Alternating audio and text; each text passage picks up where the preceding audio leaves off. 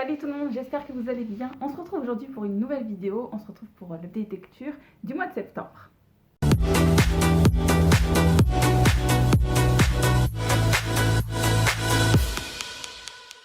Alors, je filme différemment aujourd'hui. J'essaie de filmer avec mon téléphone. Alors dites-moi si la qualité est meilleure ou moins bonne que ce que je vous filmais avec mon appareil photo pour que je sache ce qui est le mieux pour vous, parce que j'en ai assez de ces autofocus permanents qui se font et qui sont très très fatigants même pour vous à l'œil. Donc voilà, vous me direz si c'est mieux ou si c'est pire qu'avant. Je vous retrouve avec une très très belle pile aujourd'hui de bouquins dont je veux vous parler.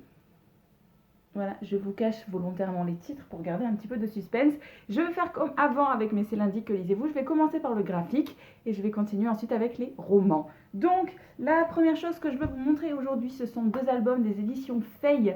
J'ai lu 12 princesses et j'ai lu Petit renard. Voilà, qui sont des éditions Feuille. Pour ceux qui ne connaissent pas les éditions Feuille, en fait, ce sont des titres qui sont notamment autour de la culture chinoise. Et cette petite collection d'albums, en fait, je ne connais pas le nom de la collection, mais en fait, ça traite des différentes ethnies qu'il y a en Chine. Et donc, ce sont des contes des différentes ethnies en Chine. Voilà, je trouve ça hyper intéressant. Mon préféré des deux a été Petit renard. C'est ok, je suis d'accord, c'est trop mignon, les dessins. Tout ça, mais même l'histoire en elle-même, je l'ai préférée. Voilà, je vous montre deux petites planches au hasard.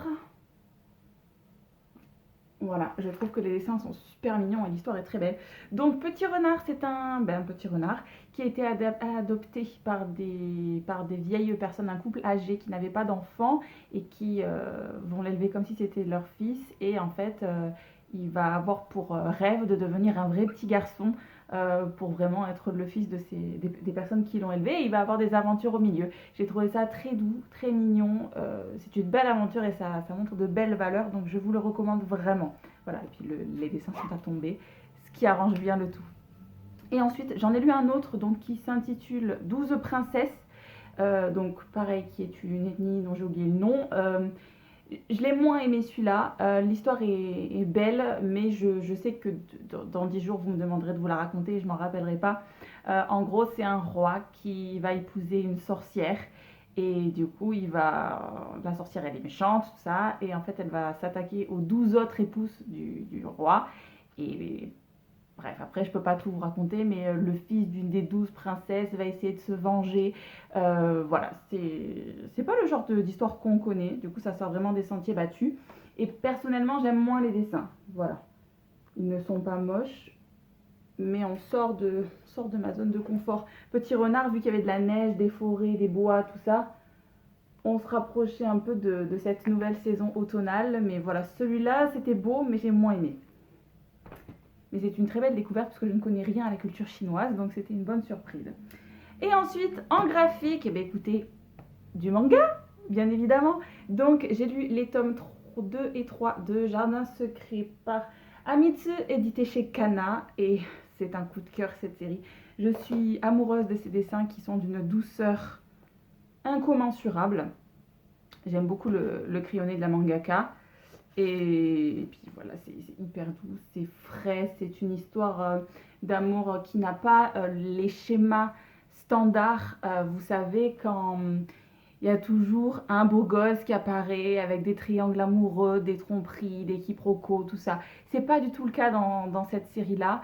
C'est doux, c'est deux personnages qui ne se connaissent pas, qui vont apprendre à se connaître au fil du temps. Voilà, et puis notamment, ça parle beaucoup de fleurs, d'où le nom, Jardin secret.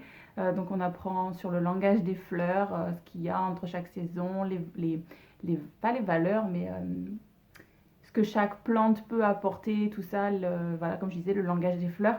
C'est très mignon, donc je ne peux que vous le recommander et j'ai hâte de lire la suite. Ensuite, on va passer au roman, donc j'en ai 5, 6, j'en ai 7 à vous, enfin 6 que j'ai terminé et ma lecture en cours que je vais vous présenter, donc on va commencer sans plus attendre. Alors, le premier roman que je veux vous montrer, c'est le dernier que j'ai fini dernièrement. Donc, j'ai enfin lu Loin de tout par J.A. Redmeski, édité chez Milady. Donc, c'est une romance new adulte qui est sortie en 2013, qui a énormément fait parler d'elle et qui était hyper populaire. C'est une duologie. Il y a un tome 2, mais je ne compte pas, je pense pas le lire, sincèrement. Voilà, et donc moi j'ai l'édition poche qui est sortie en 2014 et qui est donc dans ma palle depuis 2014. Il était temps que je le sorte. Alors, donc on suit une histoire d'amour avec un road trip en car à travers les États-Unis. Et personnellement, je ne comprends pas du tout pourquoi il y a eu autant d'euphorie dans cette série, pourquoi elle a autant fait parler d'elle. Je vous avoue que je ne comprends pas. Les deux personnages ont des raisons de souffrir, c'est vrai, mais j'ai pas compris ce rapprochement qu'il y a eu entre eux, toute la romance qu'il y a eu. Je vous avoue que je suis restée plutôt de marbre, j'ai pas été hyper impliquée. Donc je peux pas franchement vous recommander ce bouquin. Si vous l'êtes dans votre palle, vous allez passer un bon moment, certainement, il n'y a aucun problème. Mais il y a trop de choses qui... On aurait, enfin, c'était, pour moi, c'était pas crédible, en fait. Donc j'arrivais pas à m'investir parce que j'ai souvent levé les yeux au ciel parce que je comprenais pas. Voilà. Et notamment la fin, je suis restée de marbre complètement parce que c'était trop gros. Voilà. Vous avez un énorme bouleversement qui apparaît genre dans les 20 dernières pages et genre 4 pages après, il y a un prologue qui se passe 6 mois après et le problème est réglé et on n'a pas d'explication. Enfin, j'ai pas compris. Voilà, c'était trop facile. Bref, donc voilà, j'ai passé un moment sympathique, mais ça en plus, j'en garderai pas un souvenir de dingue comme ça peut être le cas pour beaucoup de personnes. Ensuite, sans surprise, j'ai lu de la fantasy jeunesse. Voilà. Donc, j'ai lu Ash Princess, le tome 1 par, je ne sais pas, Laura Sébastien, édité chez Albin Michel Wiz. Alors, je vous avoue, sans aucune surprise, que c'est la couverture qui m'a parlé, et notamment la phrase d'accroche qui est en haut. Ils ont tué ma mère, ils ont volé mon nom, à moi de les réduire en cendres. Voilà, j'ai beaucoup aimé cette phrase d'accroche. Alors, je vais être transparente, je l'ai lu il y a plusieurs semaines et je ne me rappelle déjà de pas grand chose parce que j'ai lu beaucoup de bouquins. En fait, c'est le premier que j'ai fini dans tout ce que je vais vous montrer. Donc, j'ai lu d'autres fantasy après ça. On suit le personnage de Théodosia qui est réduite en esclavage. Elle a vu sa mère se faire tuer sous ses yeux et donc elle a été réduite en esclavage par les assassins de ses parents. Et en fait, elle est l'héritière d'un royaume qui a été conquis, en fait.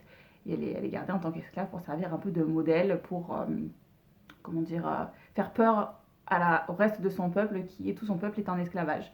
Voilà, donc elle vit au palais en tant qu'esclave et c'est vrai que c'est dur de voir sa vie parce que elle est très vite torturée, battue, psychologiquement elle est un peu anéantie, ce qui est compréhensible parce qu'elle a toujours vécu comme ça. Et il s'avère que elle va reprendre contact, parce qu'en fait elle a eu zéro contact avec personne de son peuple depuis 10 ans, je crois. Ouais, voilà, pendant 10 ans, en fait, elle a été esclave au palais, mais sans jamais vraiment voir de personne de son peuple. Et elle va retomber sur quelqu'un de son peuple et ça va lui donner un petit peu d'espoir pour une révolution. Et voilà, je n'en dis pas plus pour pas tout vous raconter non plus, mais c'est rigolo parce que du coup, je l'ai prêté à une copine à moi après l'avoir lu et elle a pas réussi à trop rentrer dedans. Moi, j'en garde un bon souvenir. Je me rappelle que je l'ai très vite lu, finalement, parce que pour une fois, je comprenais totalement le fait que l'héroïne soit indécise. Elle est indécise. En fait, il y a des moments où elle est déterminée. Elle dit oui, je vais tout faire pour cette révolution. C'est un scandale que mon peuple ait souffert. Je me sens mal d'avoir rien fait pendant 10 ans. Voilà. Et puis il y a d'autres moments où c'est normal. Elle est là. Ça fait 10 ans qu'elle se fait torturer et que tout le monde la traite comme de la merde. Elle n'a que 17 ans, je crois, quelque chose comme ça. Elle est ado. Tu peux pas avoir un revirement de situation comme ça alors que pendant 10 ans, tu as été endoctrinée. Voilà. Surtout, ben voilà, elle est seule au palais, elle n'a pas de proches, elle n'a pas vraiment de monde avec qui se confier. Alors c'est vrai que j'ai compris ce côté indécis qu'elle a. Et voilà, et puis mine de rien, on lui demande de manipuler des personnes haut placées et de jouer un jeu très risqué forcément. Hein. C'est une esclave qui veut essayer d'entamer une révolution, sachant qu'elle n'a aucune connaissance militaire ni quoi que ce soit, vu qu'elle a été mise en esclavage à 7 ans. Donc elle fait ce qu'elle peut avec les moyens qu'elle a, et voilà, je l'ai passé un super moment. Je sais que le tome 2 est aussi disponible à ma bibliothèque, donc je vais essayer de me le procurer assez rapidement pour pas perdre le fil. C'est une trilogie et le 3 sort bientôt de mémoire. Ensuite, je suis un tout petit peu sortie de ma zone de confort, ça fait des années que j'en avais pas lu un. Je me suis lu un chick lit. Voilà, c'est écrit que c'est la collection New Romance de Hugo, mais pour moi c'est un chick lit. Donc j'ai lu L'Antilune de miel par Christina Lauren, édité chez Hugo. Et voilà, je trouvais que la couverture était super, c'est une couverture vraiment estivale et tout. Alors pour la fin de l'été, j'ai trouvé ça parfait. Donc en fait, on suit une demoiselle, comment s'appelle-t-elle déjà? Olive. Donc on suit Olive qui... Comment dire? Elle a une sœur jumelle, elle va assister au mariage de sa sœur jumelle et en fait, il va y avoir un problème, ce qui fait que sa sœur ne va pas pouvoir partir en lune de miel. Et en fait, elle va dire à sa sœur d'y aller à sa place avec le frère du marié. Voilà, parce qu'en gros, ils ont que les noms de famille et que du coup, elle est dégoûtée, elle ne pourra pas reporter sa lune de miel. C'est soit elle y va, soit personne n'en profite. Alors, elle veut que sa sœur y aille à sa place. Sauf qu'en fait, elle et le frère du marié, ils se détestent. Ils se détestent, ils n'arrêtent pas de s'envoyer des petites piques, des joutes verbales, tout ça. Et donc, ils vont devoir se retrouver à passer 10 jours ensemble à Maui ou Hawaï, enfin une destination de rêve. Et ben voilà, ils vont apprendre à se connaître et tout. Et ben, franchement, je m'attendais à rien, mais j'ai passé un bon moment de lecture. C'est une bonne lecture détente, c'est une bonne lecture d'été. Et voilà, si vous êtes habitué à la plume de Christina Lauren, vous passerez un bon moment. Ça a été le cas. Il y avait des répliques très marrantes, des situations cocasses, parce que du coup, on est dans un chick lit.